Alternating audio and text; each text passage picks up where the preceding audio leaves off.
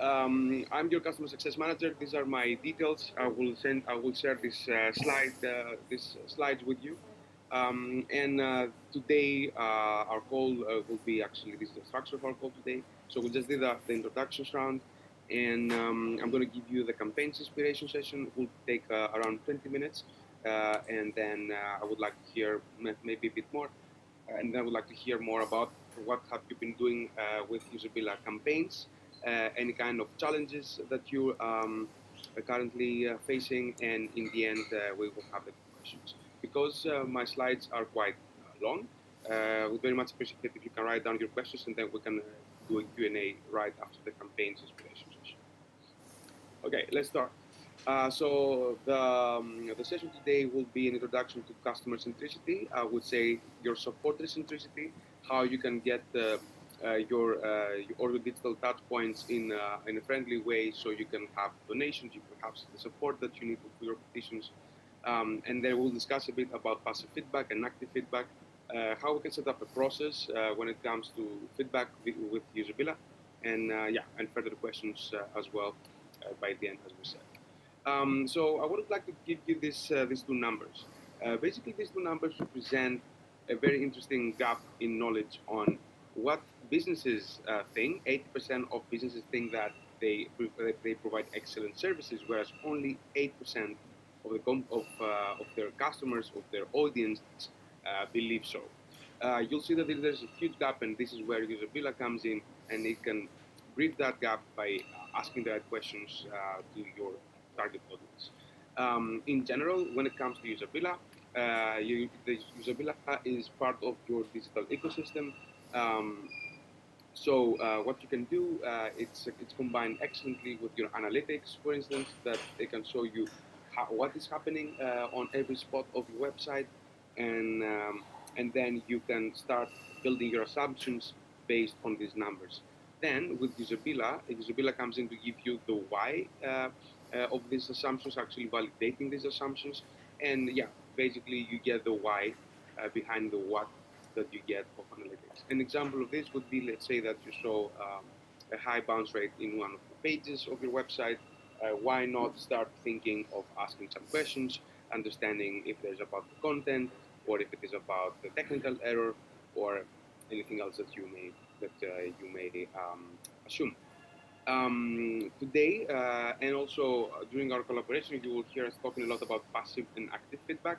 Just to put everything on the right page, we talk about passive feedback when we refer to the button. The button on your website passively waits there for the users to go and click on that and give their feedback. That's why it's like this. And active feedback would basically mean the campaigns that help us target the specific users based on their behavior and ask on-the-spot questions to get the most out of their experience, right, synchronized when it's happening. Let's talk a bit about the different types of campaigns. I suppose that you have seen already that when you go on the campaign section on Usabilla, you'll see 4 types of campaigns. Is a slide out service, which is like quick service with simple slide out, usually for short questions. Then we have the full screen service. The full screen service are for a bit longer service because you can also scroll down, you can forward, you can go through pages of it. Then we have the recruit participant campaigns. This specific campaign is again a slide out that has a button that behind that you can add any public link that you want. So this way you can redirect users from one page to another. And last but not least, we have the boost feedback, which boost feedback is again a slide out basically, where it actually is the only campaign related to the compared to the previous ones that is belonging to the passive feedback. Basically, we activate the passive feedback with this campaign. Once users click on the slide out boost feedback, then the feedback form from the button will show up. So I prepared some examples here for you per campaign topic. So for instance, TUI is a travel website where you can do all-in-one inclusive holidays, and they have a slide out on the landing page to find out who are the visitors in the website. The trigger here is someone who stays on the web page for 5 seconds, and you see here after 5 seconds this question shows up. You see it's totally customized as well, so you can play with your own themes. And either way, I said that yesterday, you did a very good job with customization. You have one of the most beautiful Greenpeace campaign. The Greenpeace campaigns are one of the most beautiful I've seen, with all your nice wildlife on the back for the donation page. So keep up the good work there.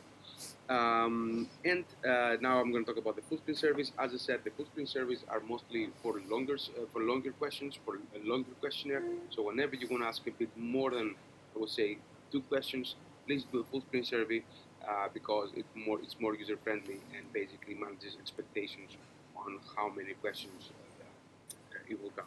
There's also a progress bar above it that I will show you in examples, like not this one, in the comments. This is about Skyscanner. For instance, Skyscanner had a full screen survey about the Net Promoter Score, and also gained some traction on Facebook by the end of the booking funnel when someone is buying a ticket.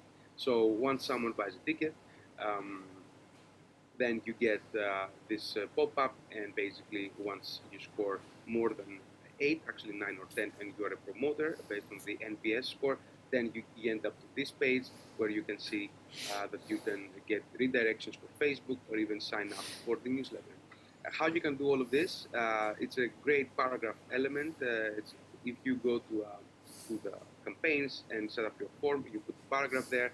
Under settings, there is enable HTML checkbox that once you click, you can throw in HTML code, JavaScript, and then make your campaigns actionable. Then we have the recruit participants. The recruit participants, as I said, is the only campaign that has a button to an external link.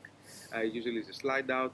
Then, for instance, here we have Silver and Kraus is a Dutch insurance company that they want to know more about their users, and they have a campaign on the landing page. Here it is. The trigger is the 20% of the total visitors, and you see that it gives a message: help us improve our website, and we have 4 questions for you. And here is the external link that opens up the question.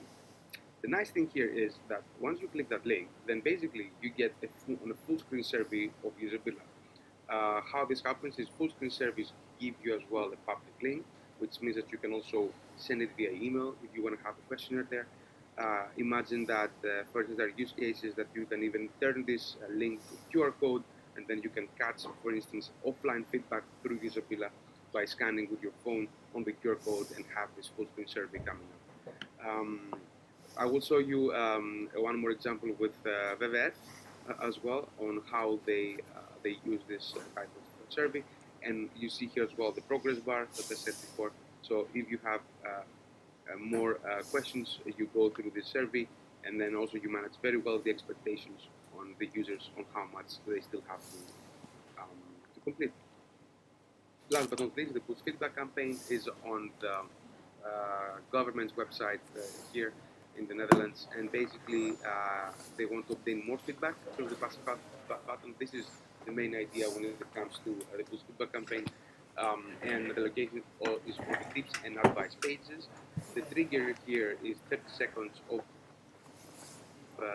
and then you will see here help us improve. Once you click give feedback on the site here, the feedback form from the passive feedback from the button shows up. Here's another second example that I would like to show you, basically on how you can combine the full percent survey with the participants. Here is WWF. They have it on all the website, and they want to learn more about the customer satisfaction and the customer experience of their users as they navigate through the website. This is how it looks like. The trigger is quite elaborate, I would say. This is a slide out, and the trigger basically is for visitors 3 pages with different types of on URLs, and also the per device as well. So here they say you have been selected randomly to give us your opinion. Please do, and then you see that once you click, you jump here where you have a long list of questions. And also, as you can see here on the background, you can put any URL you want, so you can make the push survey as customizable and as yours as possible. You see here, you go to the questions, the progress bar running very well, and then in the end, they did a very nice one. They have a thank you page on the back of the survey, so when the survey stops, finishes, completes, then users see this background. I find that it's very beautiful, but you can also do that as well. It's very well done, and yeah, go for it. What I would like to explain now a bit is that I would like to give you a description of more or less what we believe in Usabilla when it comes to case design, when it comes to when we want to test some assumptions. Let's say that you saw, as I said before, a high bounce rate on a specific page, and then you start thinking, let's ask some questions on that page. By using Usabilla and different other data, you can start asking these kind of questions. Then the second step would be actually analyzing all the data sets, analyzing the data set that you get out of these questions, out of this questionnaire, and then in the end you will need to act on these insights after the analysis. Basically, what this model shows is that this AAA model, as we say in Usabilla, the ask, analyze, and act, is a constant loop that goes around the topic, your organization. The more and more you ask, analyzing, and acting, by acting I mean sharing to stakeholders, taking actions on this analysis, on the insights, you will see the more of this it will get into your organization's DNA, and you will be able to successfully address all your goals basically to your supporters. So it's not the answers that it enlightens, but the question itself. So let's see some examples on the asking part of it. So the most important is that you know what are your goals. You will hear me a lot asking what are your top 3 goals. Make sure that you have this explicitly in your mind, so then you can also make a very nice plan out of it. And what is best on measuring the goals, but metrics like the Net Promoter Score, the customer effort score, customer satisfaction score, and goal completion rate.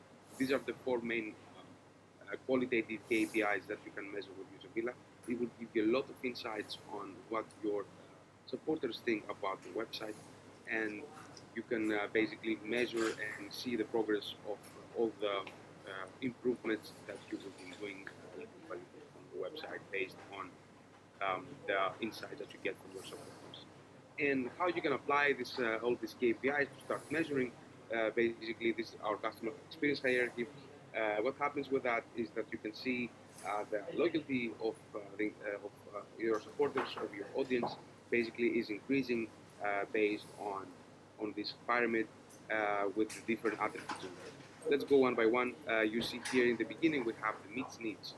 The meet needs basically is that you can start thinking before you start asking if you would be recommendable, or if they found your website enjoyable.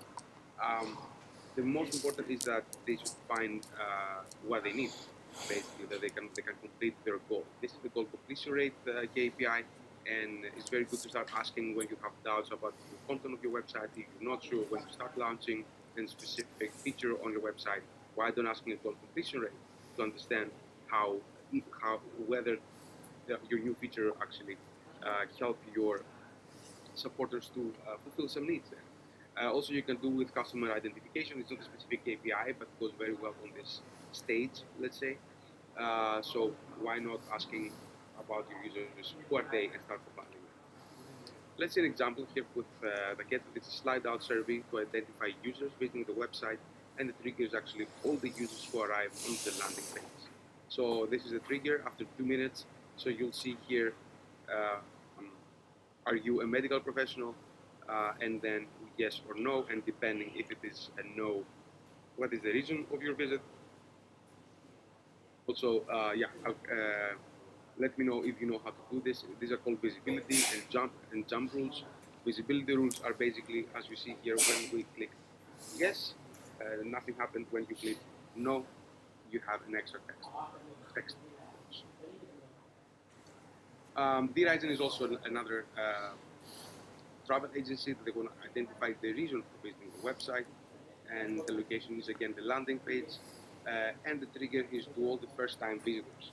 So you see here what is the reason of your visit, and then you see a drop down with different features. Then as soon as we meet the needs, then it's very important to make sure that it's easy for our customers to use our website. This is where the customer effort score comes in. The customer effort score basically asks the question how easy or how difficult it was for you to complete this goal. And this is basically how it looks like.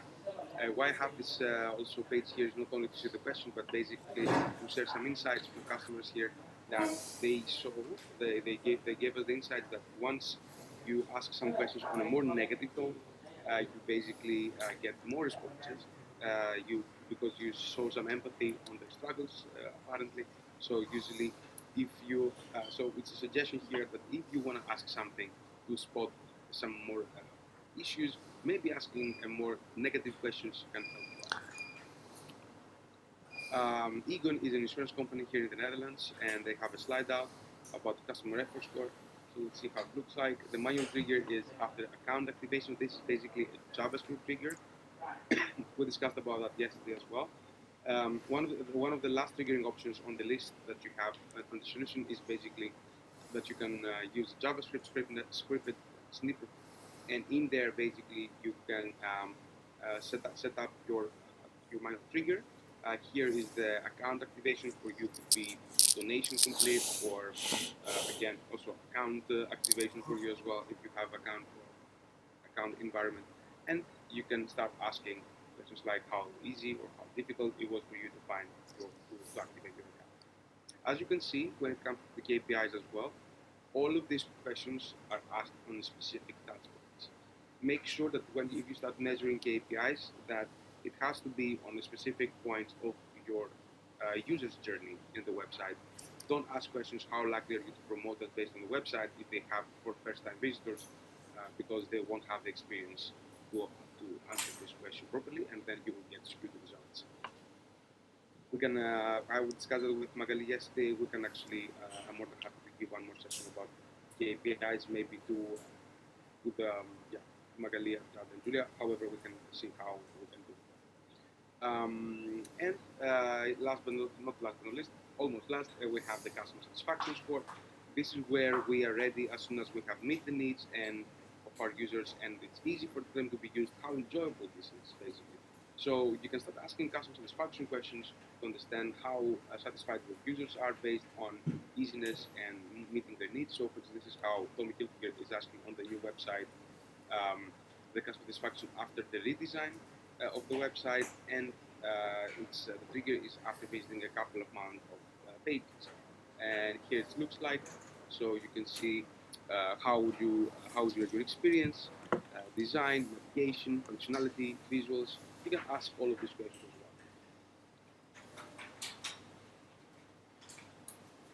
well. Here we have, and last but not least, this is the Net Promoter Score. The Net Promoter Score is a very famous, I would say, KPI. A lot of companies worldwide, they're basically using it also for customers, even for employee performance. It's a very nice question. There's a lot of literature around research to do if you want to know more. I can also help you out with that. So basically the idea with the Net Promoter Score is as soon as you have met the needs and it's easy for your customers to be used and then enjoyable, then it's the right moment to start asking for recommendations, because the Net Promoter Score is basically how likely are you to recommend us to colleagues and friends. And Philips actually has taken it to the next level, and that's why we have this example here for you. If they want to measure the entire customer experience, it would be a slide out on all the product pages, and the trigger is the 5% of the overall users. And you see that it starts with the NPS questions, and also you see that they specify based on your online experience, because they want to make sure that they have accurate answers there. And later on, you'll see that they have more questions as well. Why did you visit your website today? So they are identifying the users, possible answers. How easy was it for them to complete the goal? The customer effort score, and actually the goal completion rate. Did you achieve it? And then in the end, also more examples, more questions about the products, and then in the end, subscription to the newsletter. What I would like to pinpoint here actually is the fact that you see that is very important when it comes to overall customer experience. We cannot really use only one KPI. You should use a couple of more because every KPI measures different things. Then the analysis part. Well, the analysis part is a very important part because basically you gain all the insights that you have from your users. And let's see how we can do that. Usually, it's very important to establish a process. It's always important to have an owner of Usabilla. Why not doing a power hour? We're talking now about teams that it's more than one person. And a power hour once a week can help a lot to come up with action points like 3 more important insights, desired change insight, and next step of implementation. Why not setting up reports? Share that as well, and find the right moments and the stakeholders to see what kind of improvements you can have there.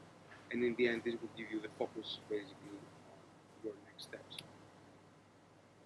On the analysis part, we can have also some workflows. I've seen that you have a very nice internal page that Julia was working on, that you have the slides as well. This mainly comes from the passive feedback, is about the feedback button, but I would like to show you here how you can set up a process based on the different form, different issues, like the technical issues, suggestions, compliments, or if it's the contact form, how they can redirect them to customer services, for instance. Of course, you can this is only an inspiration based on your own, based on what we've seen happening in general. However, feel free to customize it through your own processes and make sure to keep your owners based on the 3 stages of asking, analyzing, and acting on the insights that you get.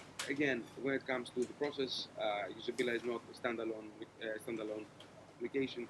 It works perfectly with other technical tools like A/B testing or session reporting tools, analytics, project management tools, Zendesk, for instance, or Slack for communication, data layer tools as well, even with Salesforce for customer experience, not maybe too relevant for you. And here also you can pull out data of Usabilla with our public API. And also, if all of these, by the way, are out-of-the-box integrations that you can find under account settings on your Usabilla account. And Webhook and Zapier is basically an intermediate out-of-the-box integration, meaning that you can have a third-party tool on webhooks and Usabilla on webhooks, and this way you can integrate. If it gets too technical, you probably need some development resources. This is actually an example on how one of our customers started using Usabilla. In the beginning, they had one owner, and he was the one distributing all the insights to different Scrum teams that they had. And you can see, for instance, that was quite a workload for them. So in the end, what they did, they start shuffling the teams, and then they put by shifts based on different users like marketing or product owners or designers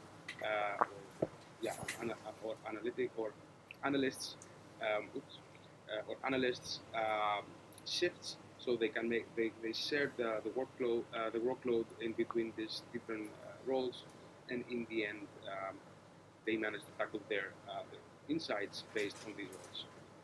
In the end, acting is one of the most important parts of it. Acting is basically will close the loop of your feedback items that come in, and basically helps you get improvements on the future. So let's see a couple of examples of customers that they manage. They change the website and they have positive results after. And in general, examples of the acting part, how they can show that they're acting on their feedback. So Build Villa is an online, I would say, traveling platform that you can rent out villas for holidays. And what they wanted to find out was that they had a high cart abandonment on high value properties, and they triggered a full-screen survey to understand why this happened. So the trigger was based on the basket value higher than 3,000 euro. This is actually one of the second type of manual triggers that we have, is the custom variable that basically you can find it through your data layer tool. So when someone was on Belvilla website and they had the basket more than €3,000, then it was actually this campaign came up. Um, what holds you back from booking? And basically, they realized that the problem there was that the users wanted to share this offer because it was quite high value, and they were not ready to make a decision on the spot. Usually, they were looking first, sharing, and then continue with the booking.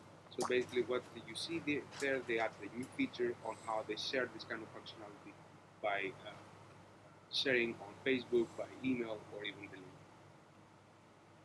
Transilien is the French website, the French trains, and basically they wanted with a feedback button to get opinion of the users. So it's not campaigns, but again, is how they can get all the insights from the feedback button on all the websites, on all the pages of the website, and they want to. You see here the export data to stakeholders from this specific tool. You see the drop down is very important because it gives um, auto labels there and structure your data. And they found, for instance, that it was very interesting for them to have the most required feature, the most requested by user. So here, for instance, added that after all the insights they had with the feedback button, and even they had the most visited web page. They have an extra campaign here to understand. To understand what the user is doing. The most important here is the showcase. Basically, they dedicated a whole page on the website explaining how important the feedback is for them and what kind of changes they have been doing on their website.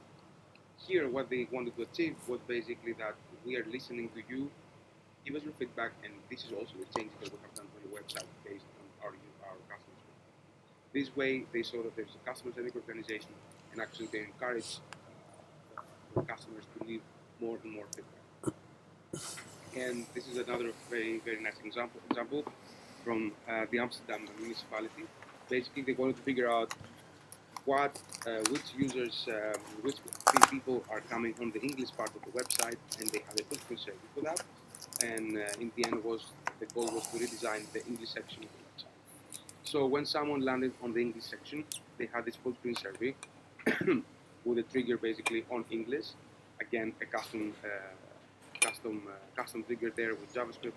And once you click on English, you will get that code to start asking questions like, are you a tourist or resident, or an expat or a student? And then in the end, they redesign their website like that. So you see that all of these are basically the different section of the questions that they have. And here, all these buttons basically are the insights that they get out of the feedback. So if it is about business and I want to go to Startup Amsterdam, these guys now they made all these actionable buttons, and so this way they predict the behavior of their English speaking users, and then they make it easier to navigate to the website like this. And last but not least, that's the last example, you can also use campaigns for different types of issues. You also have notification pages, notification messages, and here, for instance, they had a 404 page, an error page, and they want to identify which users are landing on this error page, and here is basically the page that they triggered this campaign. Yeah, the campaign is missing. Yeah, basically that's it. I want to hear your